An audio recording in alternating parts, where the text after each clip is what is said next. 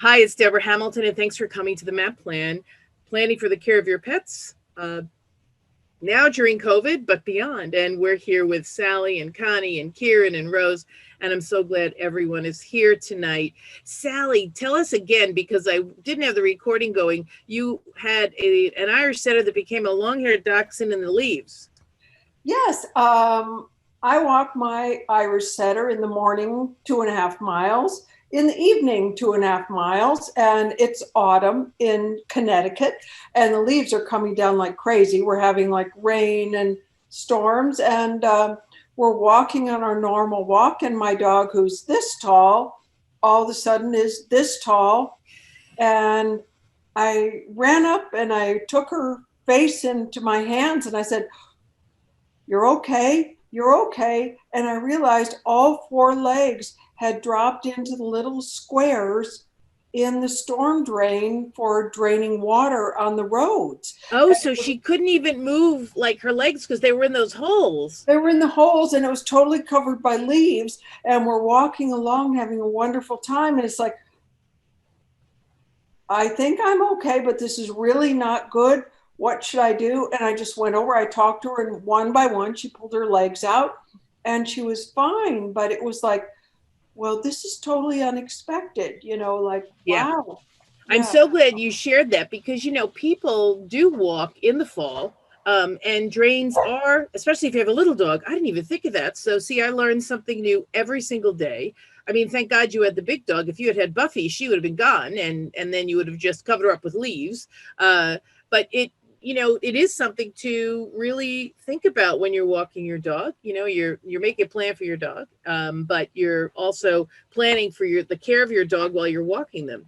So with us tonight are Sally Anderson and Connie Kohler, and Kieran Walsh, and I'm so glad all of you are here.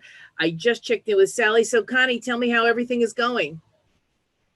Well, right now you're hearing all three of my Wheatons barking because the delivery guy just rang the doorbell. Of course he In did. the era of COVID, I'm having stuff delivered a lot more than usual.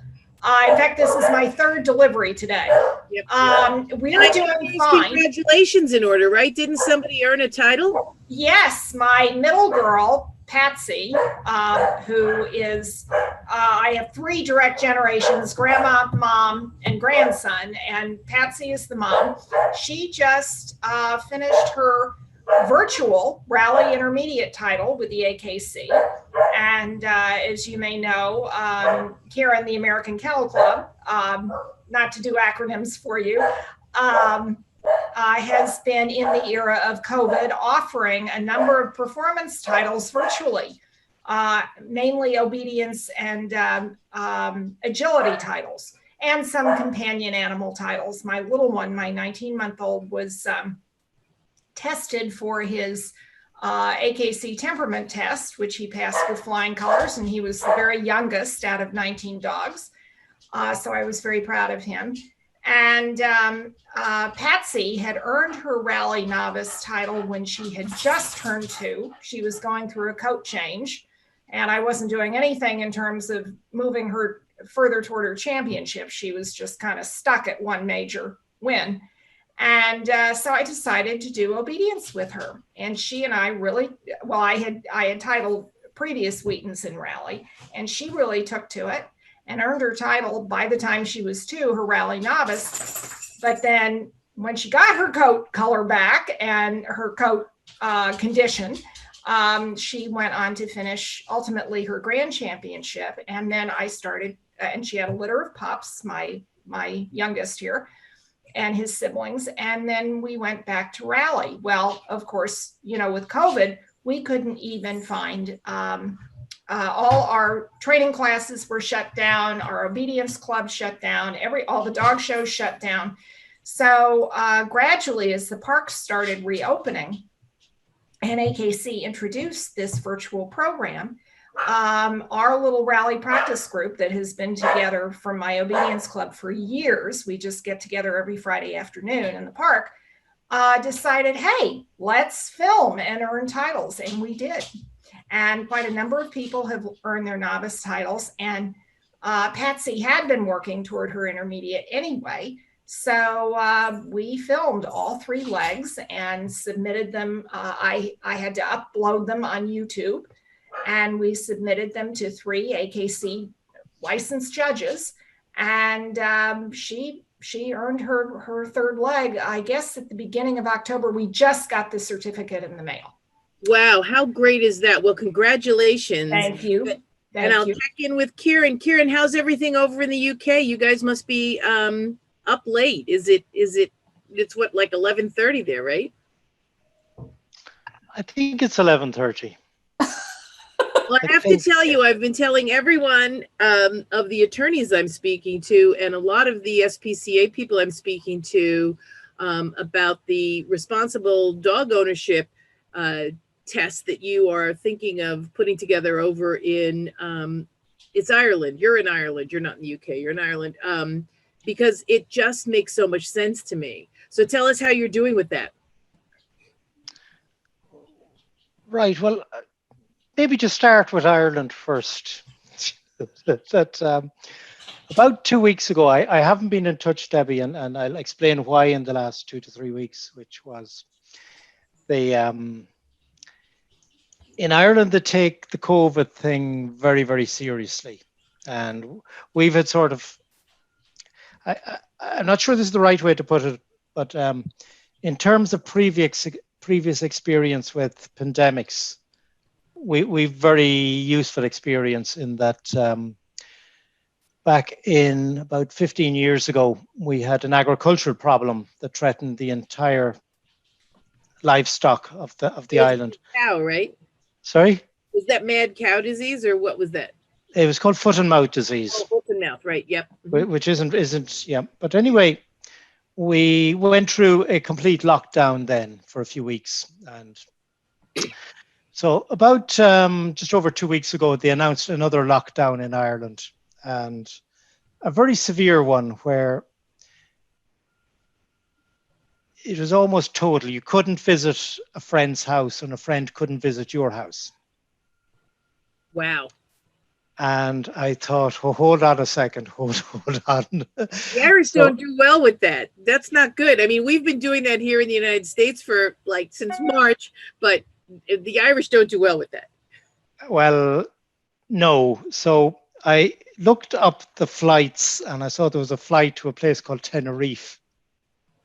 Oh, I love Tenerife. I've never been there, but I want to go. You went? I am. Good for you. And it's quite nice. It's about 23, 24 degrees in the daytime. Yep. And the sea temperature is roughly the same, and it only drops to about 19 at night. So you're enjoying a little bit of respite from the lockdown of Ireland by being in Tenerife. What a beautiful choice. And you know what?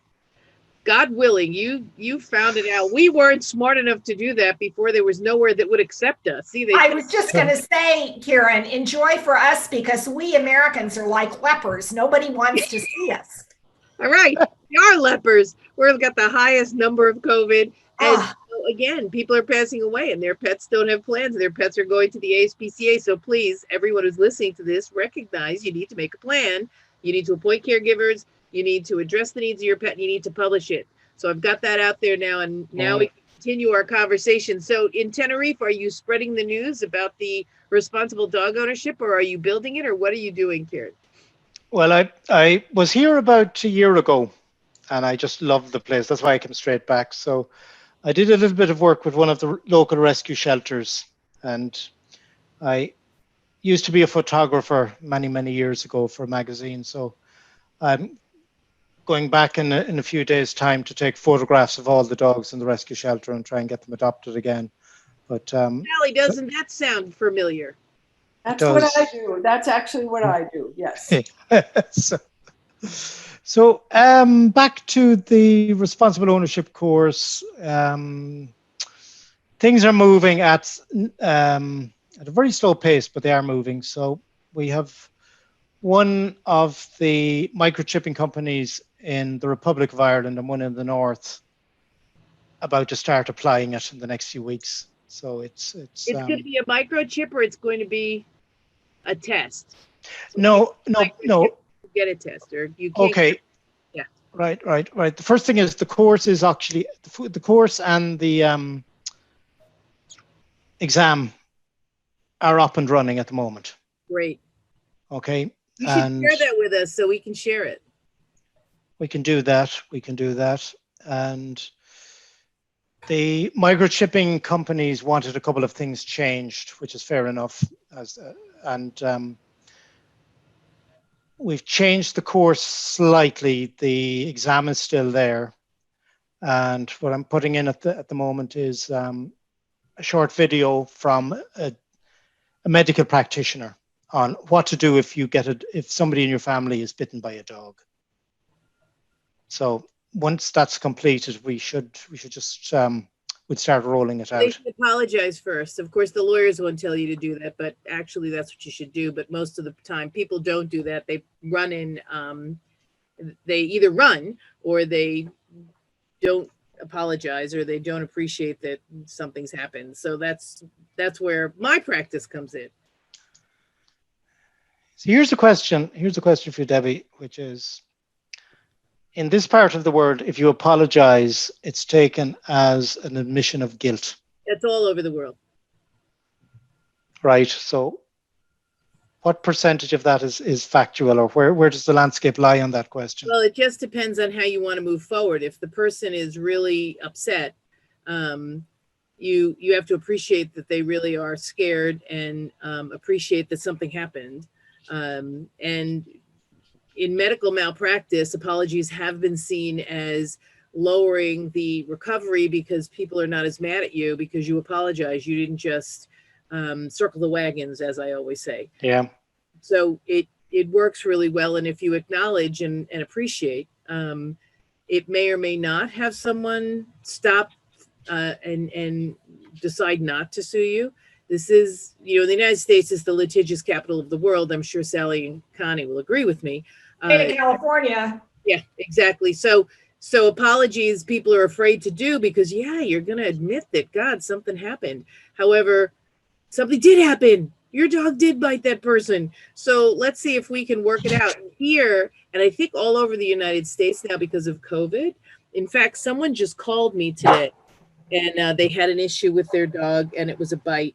And I said to them, well, you can, pay me now, pay me later, because the courts are requiring presumptive alternative dispute resolution, which means that you have to go to mediation before you go to trial. So you can either do that first, or you can decide not to do that and then do it later. So it really makes a big difference in how things come out and whether or not someone's going to sue you if you apologize, and it's a heartfelt apology. And if your dog bit somebody, so this is the practice I run. I run a practice where we acknowledge that something happened, that someone was injured or that some other dog was injured, and that we're going to make it right. And how do we do that?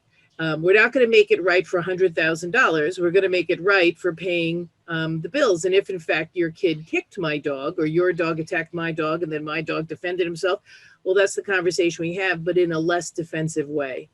So that's what I do. That's my practice of law. I don't sue anybody anymore. I help them have a conversation that really responds to the situation at hand. So if, I just had this happen to me last week. Some woman was walking 2 beagles on flexi leads. Do I need to say this? Holy Toledo, 2 beagles on flexi leads. She's about a minute. And I'm seeing them coming, and they have barked at my dog as she walked by their house every single day. And I'm going, oh God. So I ground myself. I ground Roxy, my Irish setter, and I hold her head gently and I said, they're coming. And sure enough, within like a minute and a half, one pulled out of her hand and came running with the flexi lead dragging, making noise behind it, right? And then the other one she let go because she was going to fall. So thank you so much. And guess what she yelled, everybody? They're very friendly. They're friendly. And I'm like, 2 beagles running toward my dog. First of all, my dog's on a 6-foot leash. So right there, you have that whole protection thing that dogs will have because I'm her owner, right? Right. And she's bigger. Okay, there's that. And these dogs are coming at her at 90 miles an hour. So there's that. So when she came up to me, she said, "Oh, I just couldn't hold them," and blah blah blah. And thank God, I was about ready to make sure they didn't bite her. I would have preferred me getting bitten than her getting bitten, but they didn't. And she got there before the one who was about to take a piece out of Roxy took a piece out of Roxy. And I said, it really is hard to control two dogs on flexies. I said, it just really is. I said, it's sometimes hard to have one dog on a flexi. I said, so you might want to change to a 6-foot lead. And I know they're friendly, but they're pack animals because they're beagles. And, if one gets pissed off, the other one's going to get pissed off because the one got pissed off. And of course, if Kieran's pissed off, Connie's going to get pissed off because like everybody gets pissed off in a pack. So I sat there and I said, you really shouldn't walk them on flexis by yourself if they are stronger than you. And they were. So, yeah. So for my practice and in my point of view, you have to really just try not to lose your mind, try to prepare, which I did, as all of you can imagine, and then have a conversation, which she wasn't very open to, but I wish she would have been, about maybe changing the way she walks. So Kieran, that's what I would suggest in the discussion that you have with people. Yeah, in Ireland and England, in the universe. If you apologize, it's as tantamount to saying I'm guilty. However, it really is just acknowledging that somebody went through a really bad thing. And, I'm sorry this happened to us. I usually tell my veterinarians when shit hits the fan, clearly this wasn't the outcome we wanted.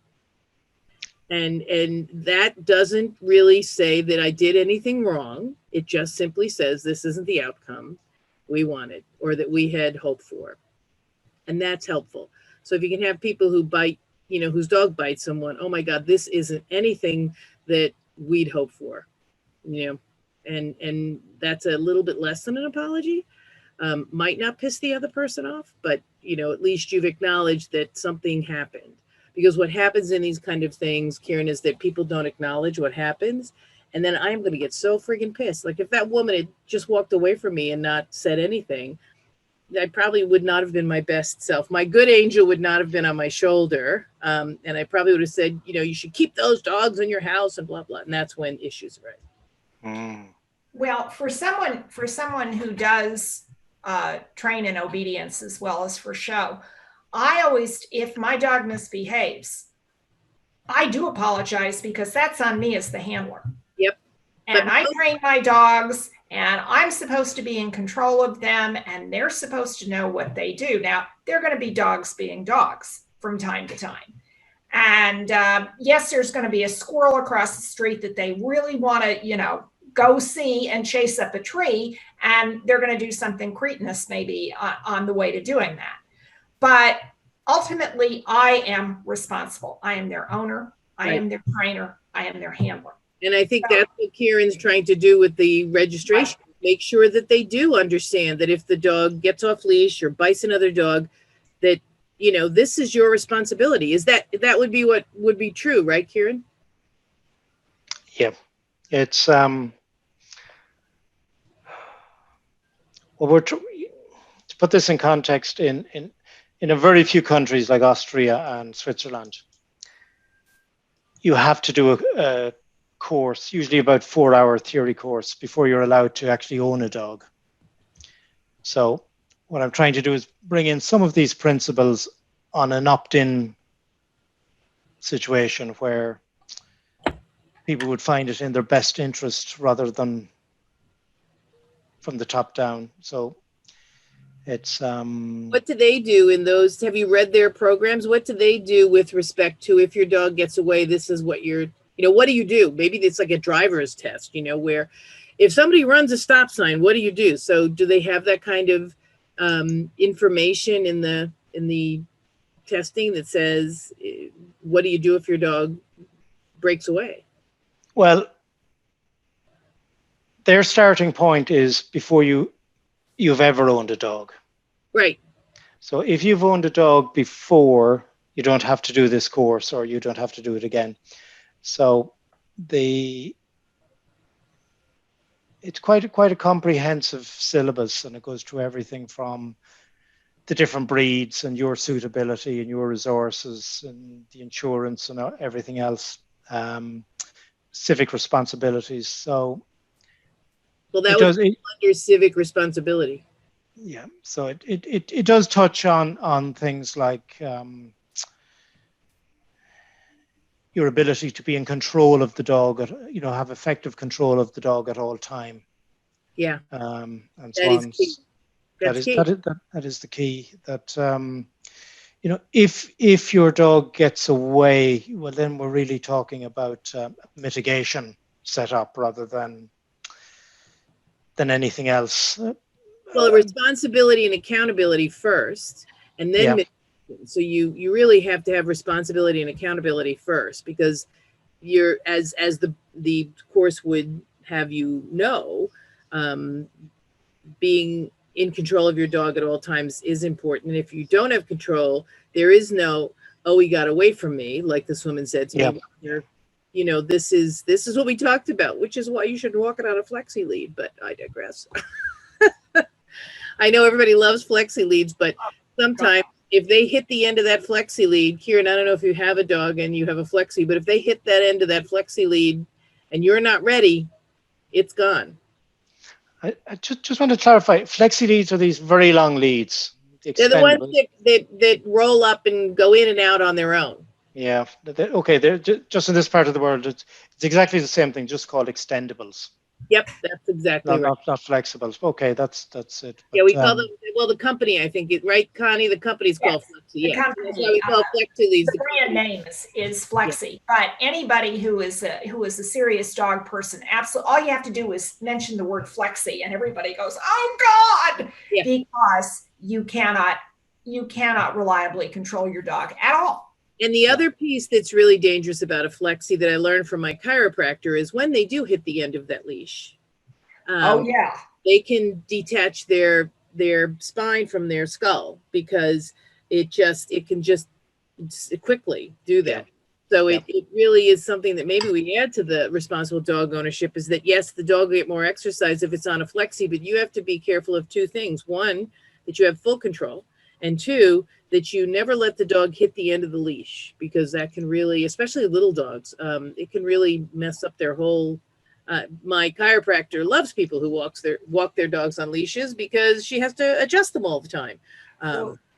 There's two other dangers. You're probably all aware of these with the flexi leads, which is if an owner loses control and tries to grab it. Oh yeah, it burns your hand right up. It can burn your hand. It can cause huge. Been there. And the second danger is that if you drop it all together, and the handle, the hand piece starts to bang along the ground, it can easily spook a dog, and and then he keeps going. Yep. So I didn't actually burn my hand on a flexi, but I know that that's what happens. I actually burned my hand on a rope for one of my friend's horses, and she didn't tell me, just let go. So he, backed out of a horse stall really quickly. It was a trailer, not a stall, a trailer. And I was, of course, afraid to let him go, that he'd run away down the street, get killed. It'd be all my fault. I was projecting huge.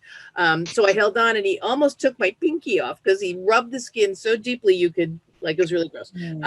But anyway, so flexis do the same thing, because they go through your hands so fast, and you just really can hurt yourself. So we're coming up on 30 minutes, and I'm thrilled we've had this conversation, because we've talked about making sure if you're walking with your dog in leaves, you check for the drains, because they could go in them, especially little dogs. And then Kieran brought together the ideas of, do you say something if your dog bites, and isn't an apology sort of crazy? And we talked about that because, in the real world of pet ownership, besides making a plan, you have to take responsibility and accountability for your pet. That's key. That's why you're here, making a plan for your pet.